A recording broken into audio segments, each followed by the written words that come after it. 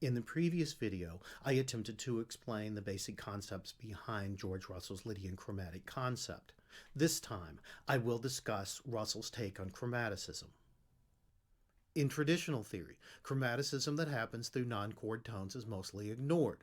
Russell treats these chromatics in a similar fashion by labeling them chromatic enhancements, CEs. As far as I can tell, these are mostly chromatic passing tones. In Russell's system, most other chromatics are used to produce new scales, beyond the diatonic mode. In traditional music theory, chromatics are generally placed in one of two categories, either secondary leading tones or modal alterations. For example, in the key of C, an F sharp would probably be a secondary leading tone to G. In the key of C major, an E flat would be a modal alteration, a borrowed third scale degree from the minor mode. Russell deals with chromaticism by using chromatics to create new scales.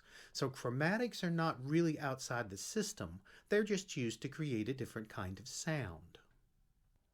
This is more dissonant, but it isn't necessarily more unstable. Traditional chromaticism, particularly the secondary leading tone kind of chromaticism, tends to cause instability. It causes pitches to pull toward pitches they wouldn't normally pull to. While Russell acknowledges that this can happen, in his system it doesn't have to happen. In fact, it isn't even the norm. In his system, the norm is that chromatics are used to create new scales that are more colorful than diatonic scales. Russell lists the 5 chromatic pitches that are outside the diatonic scale in an order that reflects their degree of what he calls outgoingness. The more outside the diatonic scale a pitch is, the more outgoing. The first pitches, sharp 5 and flat 3, C sharp and A flat and F Lydian, are the most closely related to the diatonic scale, so they're the most ingoing of the outgoing pitches. Russell actually calls them semi-ingoing. Ingoing pitches are part of the diatonic scale, so these are kind of semi-diatonic. They were placed in this semi-ingoing position because these pitches may be used in scales that produce diminished and augmented chords. While these chords are not the most common in Western harmony, they are essential to it.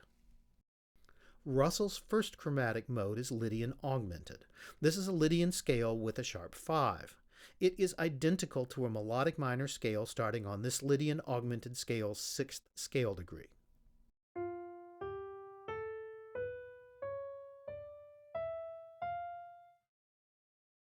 The second of these scales, the Lydian diminished scale, is known by another name, the harmonic major scale.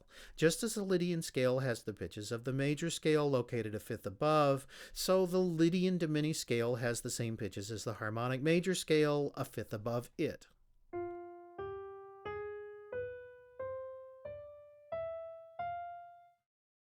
The harmonic major scale requires a little explanation. It started out in Germany in the middle of the 19th century. It was invented by Moritz Hauptmann as a kind of theoretical counterpart to the harmonic minor scale. A number of late 19th century theorists taught it alongside more conventional scales. Here's an example from Rimsky-Korsakov's book on harmony.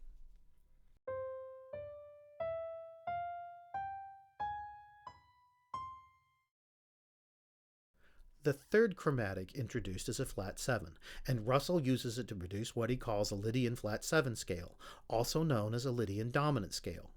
This also contains the pitches of a melodic minor scale built on its 5th scale degree. This scale matches a dominant 7th chord with a sharp 11.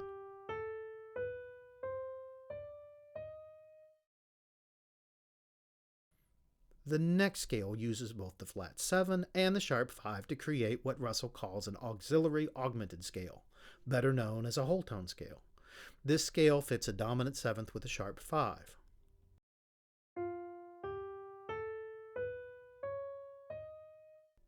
Russell adds another chromatic, the natural 4, to the sharp 5 and the flat 3 to create an auxiliary diminished scale, an octatonic scale that starts with a whole step. This scale fits a number of different chords, most notably a fully diminished chord or a French 6th.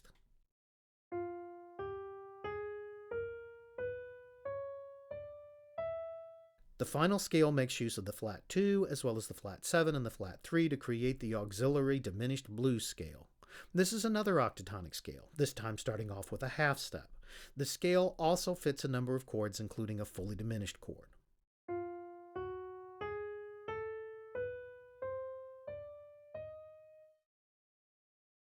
Scales provide a lot of modal colors, and because they are linked with certain chords, they can be used with those chords without the possibility of clashing. This is a big deal in improvisation. Improvisers want to avoid any notes that might accidentally cause a clash and sound like a wrong note. Improvisation teachers spend much of their time teaching their students what these avoid notes are. Russell's theory circumvents this by supplying us with scales that only contain pitches that will work.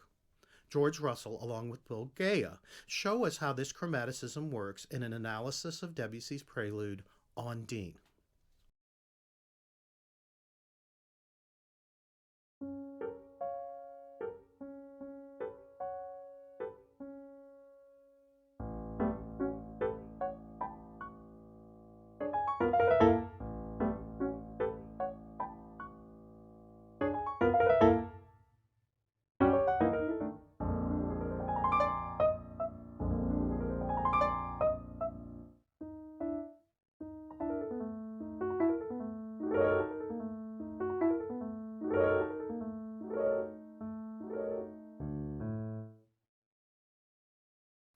The first measure of Debussy's piece is a C-sharp augmented chord, and it matches a C-sharp Lydian augmented scale. The next chord scale is marked as being in G Lydian. Since the chord is A7, it's actually built on the second scale degree of G Lydian, which happens to match an A mixed Lydian scale. The fourth measure is marked as a Lydian chromatic scale, 9-tone order. This means that the measure makes use of the first 9 notes of the chromatic scale in Russell's Lydian ordering. The actual chords in the measure after the first note are half diminished sevenths without a third that move down sequentially a minor third and a minor second. These measures are repeated. Then the sequence of half diminished chords is repeated down a fifth. This is followed by a B-flat 7 chord, which is matched with a B-flat mixed Lydian scale, the second mode of A-flat Lydian. An extra chromatic, an E natural, is added to the mix. This is marked as a chromatic extension of the so-called 8-tone order. The E natural is the first chromatic above the 7 notes of the diatonic scale. The following A7 chord is matched to an octatonic scale, what Russell calls a G auxiliary diminished scale. This chord leads to a D major add 9 chord that's matched to a D Lydian scale. This explanation makes perfect sense, but I wonder how Debussy himself would have conceived of the piece. I assume that he would have thought of it in terms of more conventional music theory. While the Russell-Gaia analysis is done outside a tonic key, I think maybe Debussy had an overall tonic in mind. The key signature suggests that he was thinking in D major. A glance at the end of the piece confirms that it ends on a D major triad, so the piece is likely to be in D. Back at the beginning, the first measure has a collection of accidentals that matches a D harmonic minor scale. This was initially labeled as a C-sharp augmented chord with a C-sharp Lydian augmented scale attached.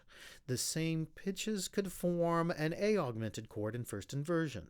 This could slip into the A7 chord in the second measure simply by moving the F natural to an F sharp and the B flat to a B natural.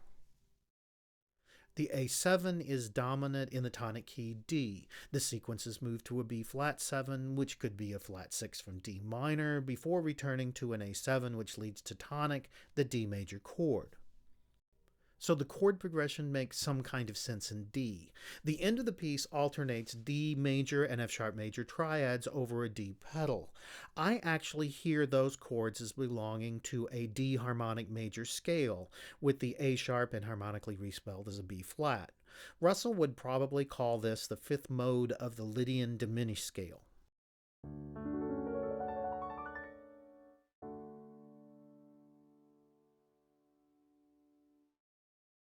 This same scale appears elsewhere in the piece. Here's the harmonic major scale on A sharp, the D sharp Lydian diminished mode 5. So, the idea that the opening measure is an A augmented chord matched with the pitches of a D harmonic minor scale is perhaps not so far-fetched. It mirrors the harmonic major scale used at the end of the piece. This more conventional interpretation of Debussy's Ondine is not meant as a refutation of Russell's theory. On the contrary, I don't think it's possible to adequately describe Ondine without matching chords and scales, as Russell suggests. I do believe, however, that the more conventional explanation is easier for most musicians to understand, and that it does a better job of showing long-range harmonic structure. I don't think that we should throw out traditional music theory in favor of the Lydian chromatic concept, but I also don't think that we should ignore Russell's work. What I do suggest is that we use concepts from the Lydian chromatic concept, using more traditional terminology, to extend our practice of analysis and composition. I'll talk about that in the next video.